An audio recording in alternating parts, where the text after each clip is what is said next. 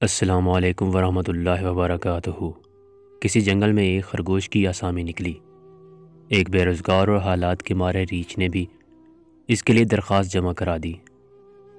اتفاق سے کسی خرگوش نے درخواست نہیں دی تو اسی ریچھ کو ہی خرگوش تسلیم کرتے ہوئے ملازمت دے دی گئی۔ ملازمت کرتے ہوئے ایک دن ریچھ نے محسوس کیا کہ جنگل میں ریچھ کی ایک آسامی پر ایک خرگوش کام کر رہا ہے اور اسے ریچھ کا مشاہرہ اور ریچھ کی مراعات مل رہی ہیں۔ ریچھ کو اس ناانصافی پر بہت غصہ آیا کہ وہ اپنے قد کاٹ اور جثے کے ساتھ بمشکل خرگوش کا مشاہرہ اور مراعات پا رہا ہے، جبکہ ایک چھوٹا سا خرگوش اس کی جگہ ریچھ ہونے کا دعوے دار بن کر مزے کر رہا ہے۔ ریچھ نے اپنے دوستوں اور واقف کاروں سے اپنے ساتھ ہونے والے ظلم و زیادتی کے خلاف جرگہ کیا۔ سب دوستوں اور بھائی خواہوں نے اسے مشورہ دیا کہ وہ فوراً اس ظلم کے خلاف جا کر قانونی کارروائی کرے۔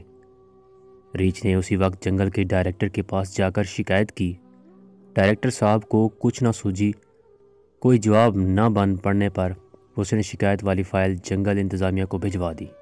انتظامیہ نے اپنی جان چھڑوانے کے لیے چند سینئر چیتوں پر مشتمل ایک کمیٹی بنا دی۔ کمیٹی نے خرگوش کو نوٹس بھجوا دیا کہ وہ اصالتاً حاضر ہو کر اپنی صفائی پیش کرے اور ثابت کرے کہ وہ ایک ریچھ ہے۔ دوسرے دن خرگوش نے کمیٹی کے سامنے پیش ہو کر اپنے سارے کاغذات اور ڈگریاں پیش کر کے ثابت کر دیا کہ وہ دراصل ایک ریچھ ہے۔ کمیٹی نے ریچھ سے غلط دعویٰ دائر کرنے پر پوچھا کہ کیا وہ ثابت کر سکتا ہے کہ وہ خرگوش ہے۔ مجبوراً ریچھ کو اپنے تیار کردہ کاغذات پیش کر کے ثابت کرنا پڑا کہ وہ ایک خرگوش ہے۔ کمیٹی نے اپنے فیصلے میں لکھا کہ یہ سچ ہے کہ خرگوش ہی ریچھ ہے اور ریچھ ہی دراصل خرگوش ہے، اس لیے کسی بھی رد و بدل کے بغیر دونوں فریقین اپنی اپنی نوکریوں پر بحال اپنے اپنے فرائض سر انجام دیتے رہیں گے۔ ریچھ نے کسی قسم کے اعتراض کے بغیر فوراً کمیٹی کا فیصلہ تسلیم کر لیا اور واپسی کی راہ لی۔